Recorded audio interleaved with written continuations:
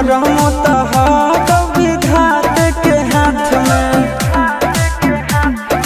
कन्हैया से मिल जाते हमारा तो मंगल तियल कान के है यार सोना, मंगल तियल कान के जोड़ी है बनावल भगवान के।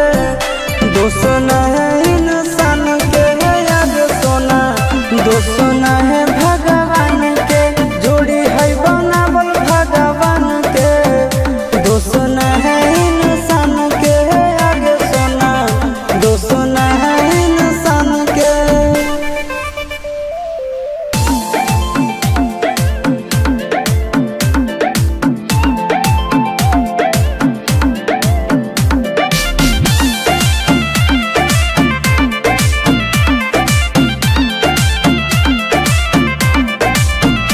आगे तोर नहीं कसूर नहीं हमर कसूर गे, दोनों के कैला का ऊपर वाला दूर गे।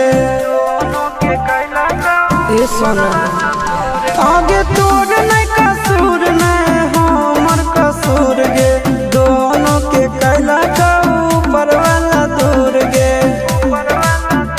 आगे आशीष के छोड़ा के